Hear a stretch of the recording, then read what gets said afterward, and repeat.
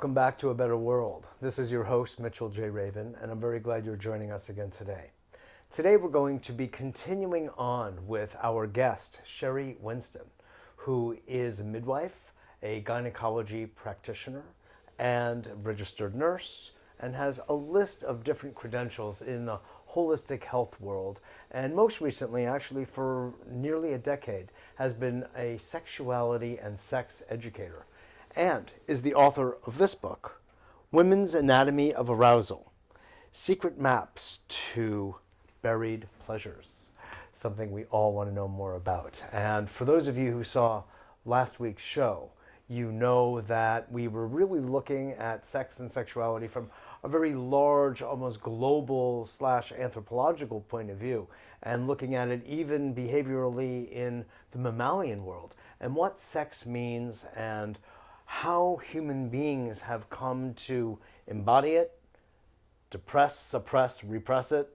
and how we also, because of consciousness and the human level of adaptation and advancement / evolution, can use and enjoy and have sex even beyond periods and times of fertility, unlike any other mammal. So that is positioning us for today's show, where we're going to really be going into the nature of courtship and what goes on when we really focus into the depths, if you will, of the subject of male and female sexuality, and actually beyond. But we're going to be focusing primarily on that. So Sheri, good to have you back. A pleasure to be here. Thanks for having me back. Absolutely. You know, I have to say, your book is so good. It just is so replete with interesting images as well as quotes. I mean, one after the other is just so enjoyable. Of the delights of this world, man cares most for sexual intercourse, yet he has left it out of his heaven. Isn't that interesting? Mark Twain.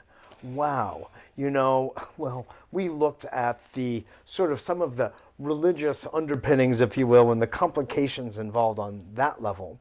Now I'd really like to get into more the focus of what goes on in our relationship of humans.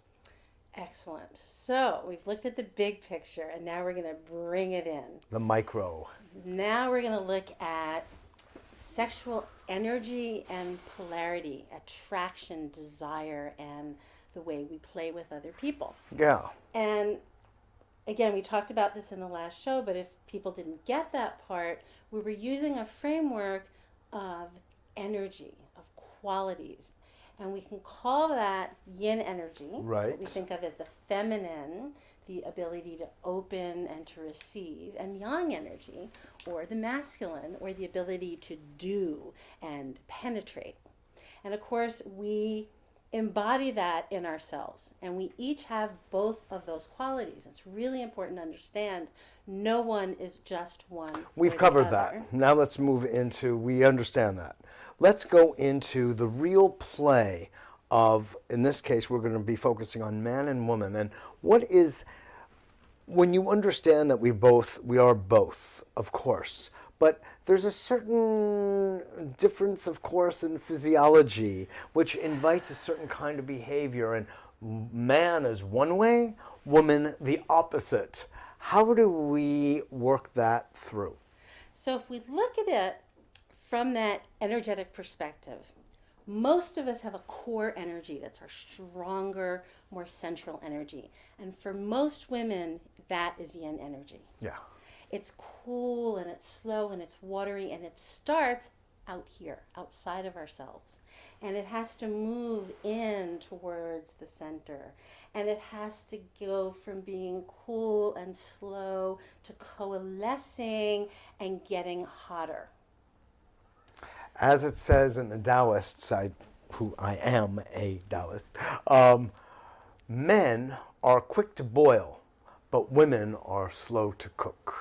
That's a very perfect analogy, because that yang energy, which is the core energy of most men, is hot and fast and fiery. And where does it start? Right there. It starts in the genitals.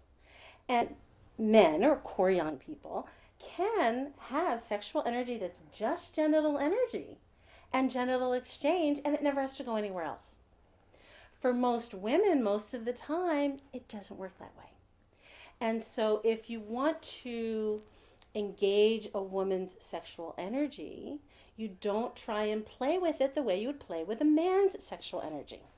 The other analogy that I like to use is what I call the pussies and puppies school of love. Because that yin energy is very much like pussycat energy.